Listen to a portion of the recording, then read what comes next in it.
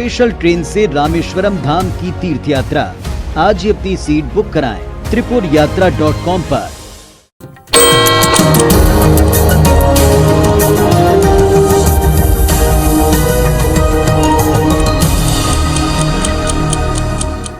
तो एक बार फिर से आप सभी का स्वागत है। शुरुआत करते हैं इस बुलेटिन की। सबसे पहले बात कर लेते हैं मध्य प्रदेश में लगातार हो रही बारिश की। जी हां, मध्य प्रदेश में लगातार बारिश हो रही है और इसके बाद कई क्षेत्रों में बाढ़ जैसे हालात बने हुए हैं और मध्य प्रदेश में आज तेज बारिश से माना जा रहा है कि थोड़ी राहत मिल सकती है।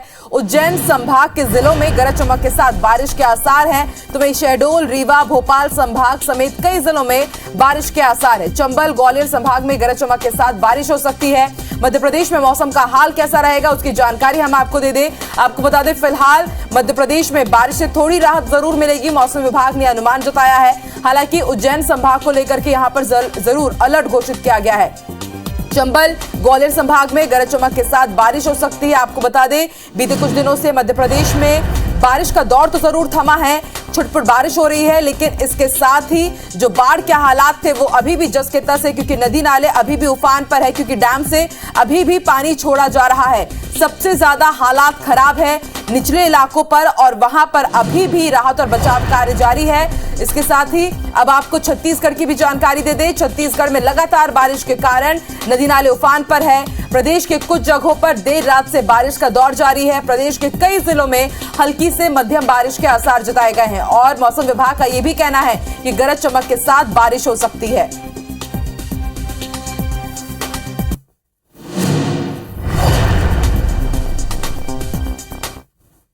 तो फिलहाल मध्य प्रदेश में बारिश से राहत है, लेकिन बाढ़ के हालात बने हुए। छत्तीसगढ़ का वेदर अपडेट क्या है, हमारे दो सहयोगी जुड़ चुके हैं स्टार जन रायपुर से और वहीं विवेक हमारे साथ भोपाल से लाइव जुड़ चुके हैं। सबसे पहले रुक कर लेते हैं विवेक आपकी तरफ। विवेक, मध्य प्रदेश को लेकर के मौसम विभाग ने क्या अपडेट दिया है?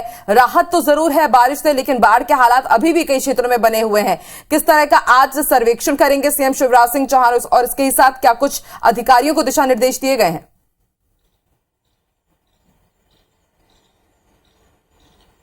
मध्य प्रदेश में बाढ़ के जो हालात बने हैं वो पिछले दिनों जो तेज बारिश हुई थी उसके बाद जो बांधों में पानी लबालब हुआ और उसके बाद बांधों के गेट खोले गए।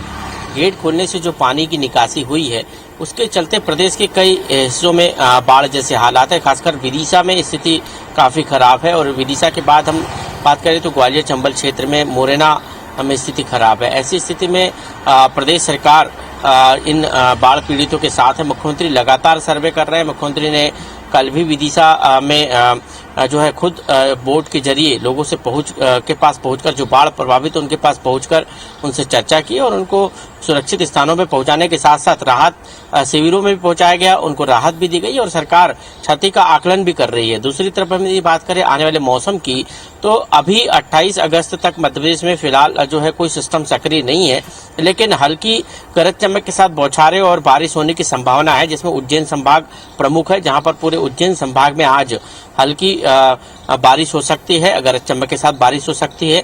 लेकिन इसके अलावा अन्य जो संभाग है वहां पर भी जो है गरज चमक के साथ बौछारें पड़ने की संभावना है।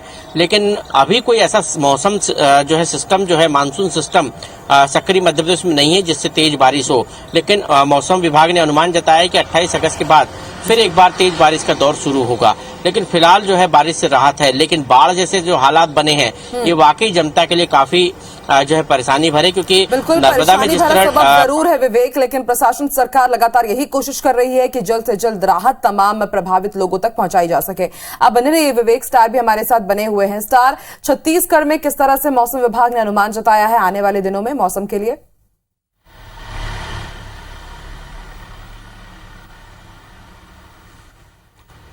देखिए, छत्तीसगढ़ की बात करें तो कल रात से रायपुर में फिर से लगातार एक बारिश का सिलसिला जारी हो गया था और लगभग कई संभागों के लिए मौसम विभाग ने कल अलर्ट जारी किया था। देर शाम बारिश हो सकती है, उसके हिसाब से देर शाम बारिश हुई, जिसके कारण मौसम में ठंडक आ गई है। आज की जहाँ तक बात करें तो आज भी प्रदेश के कई जिलों में हल्की से मध्यम बारिश की चेतावनी दी गई है। एक दो स्थानों पर वज्रपात होने की आशंका जताई गई है। तो कुल मिलाकर प्रदेश की स्थिति ये रहेगी कि हल्की बारिश होती रहेगी, लेकिन हैवी रेनफॉल का प्रेडिक्शन किसी भी जिले के लिए, किसी भी संभाग के लिए नहीं है। रायपुर की बात करें तो देर रात से यहाँ पर रुक रुक कर बारिश हो रही है और आसमान में आज भी बादल सुबह से छाए हुए हैं। तो दिन भर भी यही अनुमान है कि हल्की फुल्की बारिश राजधानी रायपुर में भी होती रहेगी। आप दोनों का ही शुक्रिया पूरी जानकारी देने के लिए।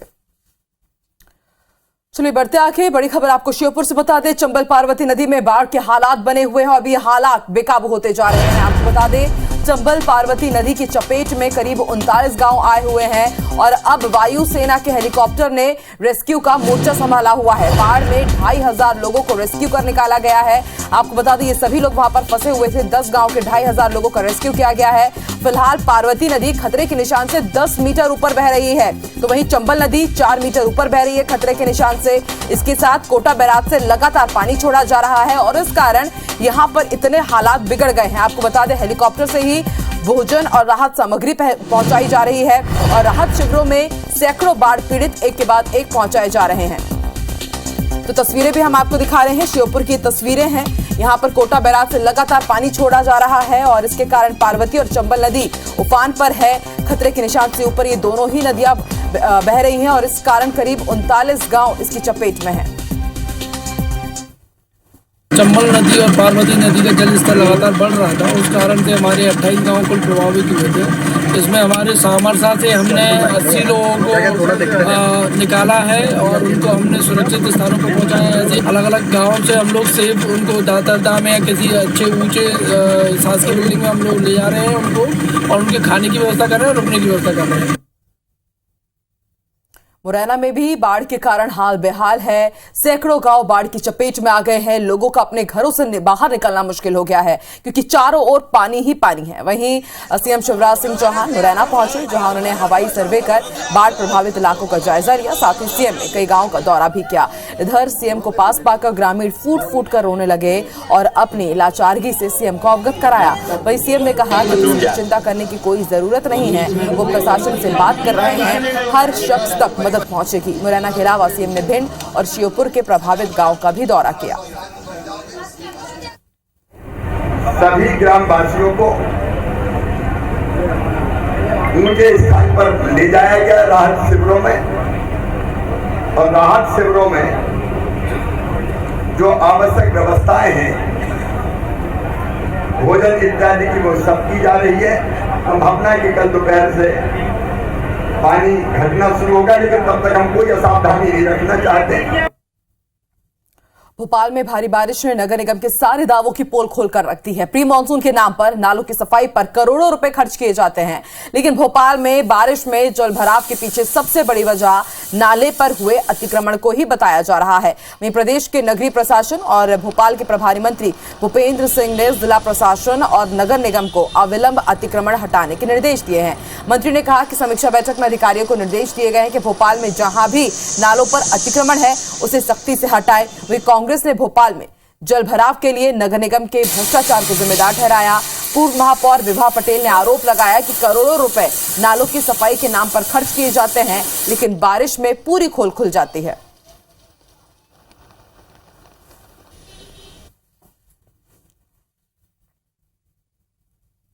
भोपाल में भारी बारिश और तेज हवा के कारण शहर में जल जमाव और सुचारू बिजली आपूर्ति चुनौती बन गई है। मसलन शहर वासियों को रात अंधेरे में काटनी पड़ी। इसके लिए बिजली कंपनियों में कर्मियों की कमी और अनुभवहीनता को जिम्मेदार ठहराया गया। साथ ही सबसे अहम बात यह कि सालों से बिजली कंपनी में कर्मियों की भर्ती ही नहीं हुई है। वहीं आउटसोर्सिंग के जरिए बिजली कंपनियां काम चला रही है। असल में बीते रविवार को तेज आंधी के साथ बारिश हुई और इस कारण राजधानी में बिजली सप्लाई बाधित हुई, जिसे दुरुस्त करने में एमपीईबी को 42 घंटे लग गए। इस पर भोपाल की पूर्व महापौर विभा पटेल ने कहा कि शहर को अंधेरे में झोंकने के लिए राज्य सरकार जिम्मेदार है। वहीं भोपाल के प्रभारी मंत्री भूपेंद्र सिंह ने कहा कि तेज हवा के चलते बिजली आपूर्ति बाधित हुई थी, लेकिन बिजली विभाग के कर्मचारियों ने बिजली व्यवस्था को ठीक कर दिया।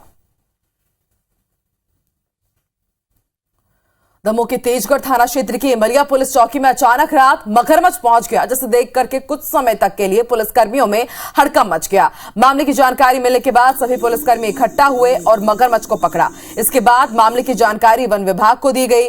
टीम मौके पर पहुंची और फिर उसके बाद मगरमच्छ को अपने कब्जे में लिया। बता दें कि दमोह में लगातार 4 दिनों से भारी बारिश के कारण नदी नाले उफान पर है, जिस कारण नदियों से ये मगरमच्छ रहवासी इलाके में पहुंच गए। गनीमत ये रहा कि पुलिस कर्मियों की नजर इस पर पड़ गई, नहीं तो ये कोई भी इस मगरमच्छ के हमले का शिकार हो सकता था।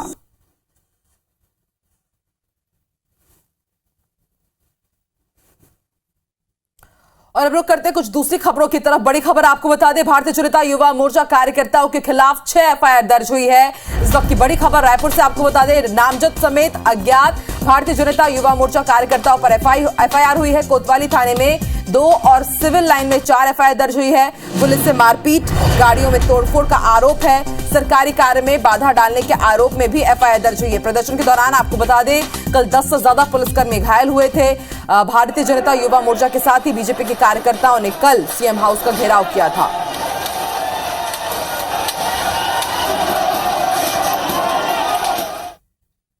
और ज्यादा जानकारी के साथ इस वक्त तहसीन जैदी हमारे साथ लाइव जुड़ रहे हैं। तहसीन, भारतीय जनता युवा मोर्चा के कार्यकर्ताओं के ऊपर 6 एफआईआर दर्ज हुई है। किन किन धाराओं के तहत ये एफआईआर दर्ज हुई है और क्या आगे और भी गिरफ्तारियां या फिर एफआईआर दर्ज हो सकती है?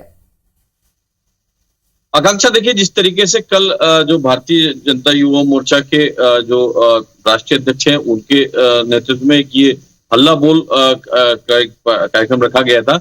बड़ी संख्या में भारतीय जनता युवा मोर्चा के कार्यकर्ता यहाँ पहुंचे थे प्रदेश भर के। उसके बाद वो सीएम हाउस का घेराव के लिए कई लोग निकले थे। उसके बाद वो बैरिकेड तोड़ते हुए वहां पहुंचे, तो उसी दौरान जो है वहां पे उनको समझाइश दी गई। वहां पे जो पुलिसकर्मी ड्यूटी में तैनात थे, करीब 1500 से ज्यादा पुलिस जवान जो थे वो वहां तैनात थे। उसके अलावा जो अधिकारी थे बड़ी संख्या में वो वहां मौजूद थे।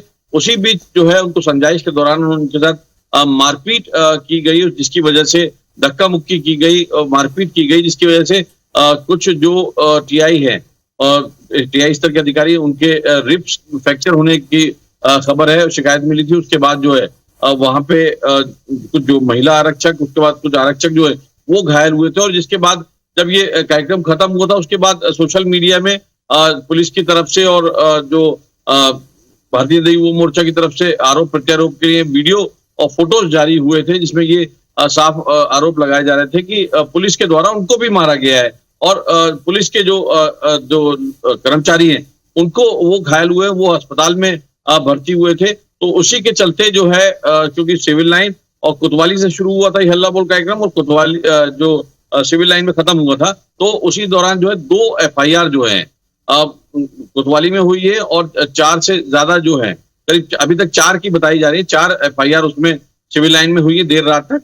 उसमें जो बात सामने आई है कि उसमें अधिकृत जो सरकार ने जो अधिकृत जो वाहन अधिकृत किए थे उनमें तोड़फोड़ की गई है। उसके अलावा जो कर्मचारियों को मारपीट की गई, शासकीय कार्य में बाधा की जो धारा है उसके तहत ये मामला दर्ज किया गया है। उसमें कई एफआईआरों में नामजद जो है कार्यकर्ताओं के नाम है। अभी हालांकि पुलिस ने उनके नामों की जो है घोषणा नहीं की है कि किन किन के खिलाफ किए, लेकिन उसमें बताया जा रहा है कि कई एफआईआर में नामजद जो कार्यकर्ता है उनके खिलाफ एफआईआर की गई और कईयों के अज्ञात में, क्योंकि उसमें वीडियो देख देख के पहचान की जा रही है और पुलिस का कहना है कि उसमें जल्द उनकी गिरफ्तारी की जा सकती है। और क्योंकि जो इसमें कई जो धाराएं हैं वो नॉन बेलेबल हैं, इस वजह से उनकी गिरफ्तारी होना अनिवार्य है। लेकिन अब ये देखने वाली बात है कि पुलिस ने एफआईआर की है, उसके बाद ये जो इनकी गिरफ्तारियां वो कब तक करती है। लेकिन एक ये बड़ी खबर निकल के आई है कि ये भारतीय जनता युवा मोर्चा के जो हल्ला बोल कार्यक्रम जो हुआ था कल, उसमें कुल 6 एफआईआर जो है नामजद और अज्ञात जो कार्यकर्ता हैं उनके खिलाफ ये एफआईआर दर्ज की गई है। जी, शुक्रिया अपनी जानकारी के लिए तहसीन। बात करते हैं अब दूसरी खबरों की। चलती ट्रेन में अकेली युवती से छेड़छाड़ करने वाले आईटीबीपी के जवान को जीआरपी ने गिरफ्तार किया है। छत्तीसगढ़ एक्सप्रेस में हबीबगंज से ट्रेन की एसी बोगी में एक युवती सवार हुई जिसे रायपुर आना था। सफर के दौरान ट्रेन में सवार भूपेंद्र नाम का आईटीबीपी का एक जवान युवती के साथ छेड़छाड़ करने लगा। युवती ने ट्रेन में बैठे बैठे ही ऑनलाइन शिकायत दर्ज कराई, जिसके बाद ट्रेन के रायपुर पहुंचते ही जीआरपी की टीम स्टेशन पहुंची और आरोपी जवान को गिरफ्तार किया गया।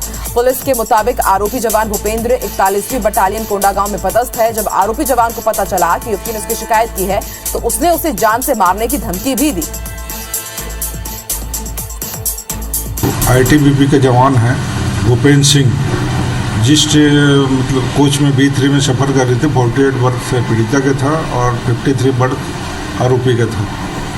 उसने भोपाल से उनके साथ हरकत करते आए और जब पीड़िता उनका विरोध किया तो उसके साथ वो गाली दे करके जान से मारने की धमकी देने लगा। बड़ी खबर आपको भिंड से बता दें, तालाब में तहसीलदार की गाड़ी डूब गई है और बताया जा रहा है कि जैसे तैसे बाल बाल बचे हैं तहसीलदार राजेंद्र मौर्य।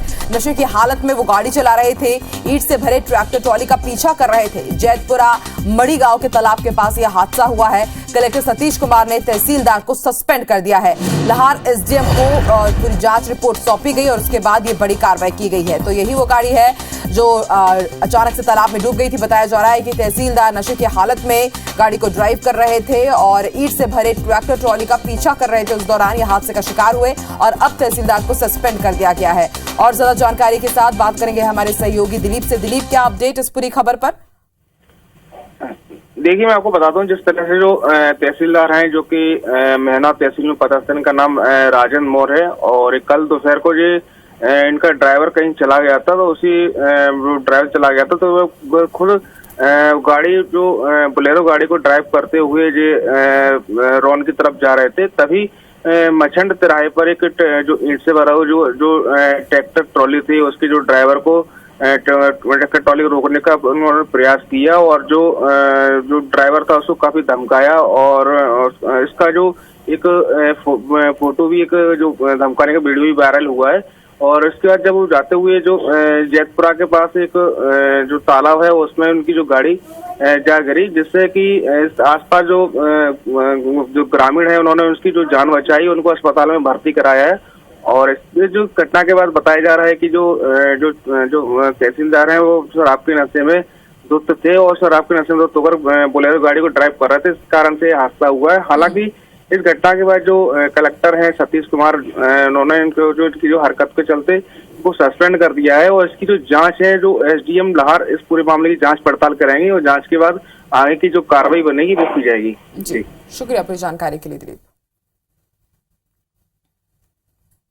नीमच के एक पुलिस अधिकारी का वीडियो सोशल मीडिया पर तेजी से वायरल हो रहा है, जिसमें अधिकारी एक फरियादी महिला को गालियां देते नजर आया। मामला जिले के कुकडेश्वर थाना इलाके की है और ये घटना करीब 1 महीने पुरानी बताई जा रही है।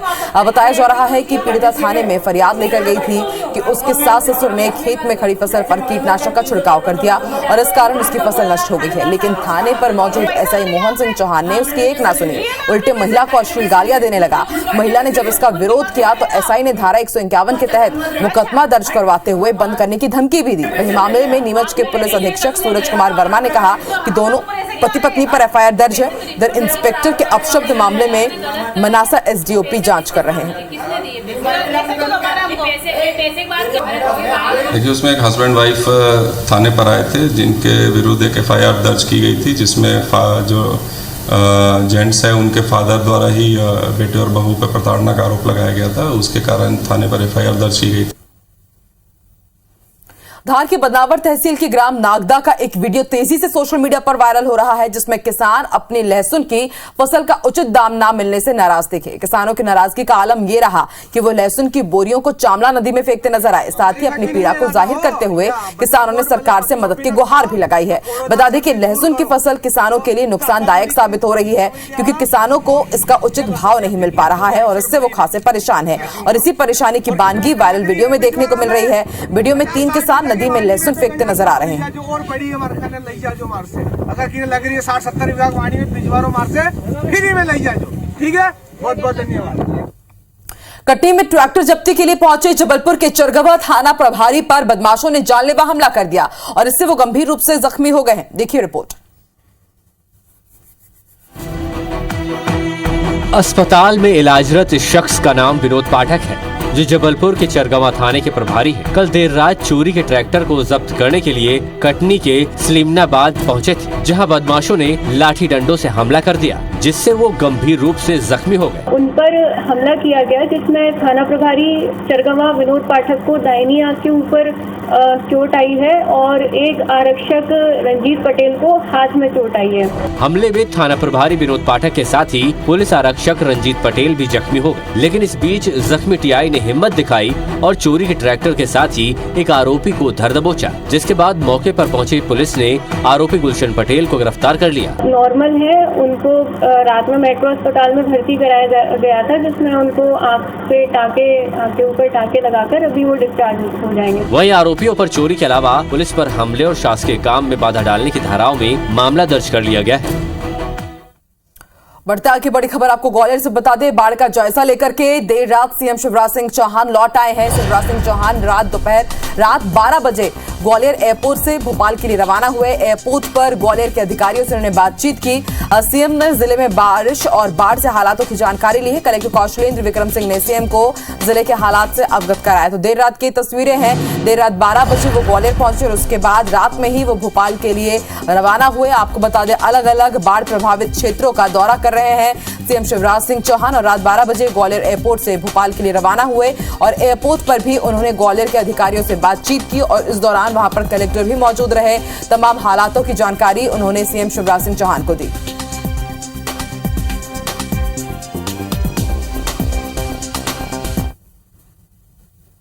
पितृपक्ष में रेलवे भोपाल की रानी कमलापति से गया स्टेशन के बीच 7 स्पेशल ट्रेनें चलाएगा और इससे लोगों को गया पहुंचने में अब आसानी होगी। 9 सितंबर को पहली ट्रेन गया के लिए रवाना होगी। 4 ट्रिप जाने और 3 ट्रिप वापस लौटने के लिए होगी। पितृपक्ष पर पिंडदान करने के लिए गया जाने वाले यात्रियों की सुविधा के लिए रेलवे ने ये ट्रेन चलाने का निर्णय लिया है। वहीं इंदौर से दिल्ली जाने वाले यात्रियों के लिए भी खुशखबरी है। रेलवे ने इंदौर से नई दिल्ली के बीच सप्ताह में 3 दिन सुपरफास्ट एक्सप्रेस शुरू की है। फतेहाबाद, रतलाम, नागदा होते हुए चलने वाली इस ट्रेन से मध्य प्रदेश, उत्तर प्रदेश, राजस्थान और दिल्ली के यात्रियों को सुविधा मिलेगी। ये ट्रेन इंदौर से हर बुधवार, शुक्रवार और रविवार को शाम 4:45 बजे रवाना होकर अगले दिन सुबह 5 बजे नई दिल्ली पहुंचेगी। और इसी के साथ की बड़ी बात में फिलहाल इतना ही। देश दुनिया की तमाम बड़ी खबरों के लिए आप IBC 24 देखते रहिए और आगे देखिए छत्तीसगढ़ी भाषा का हमारा खास बुलेटिन हमर बानी हमर गोठ। मेरी सहयोगी अमृता शर्मा के साथ मुझे दीजिए इजाजत। नमस्कार।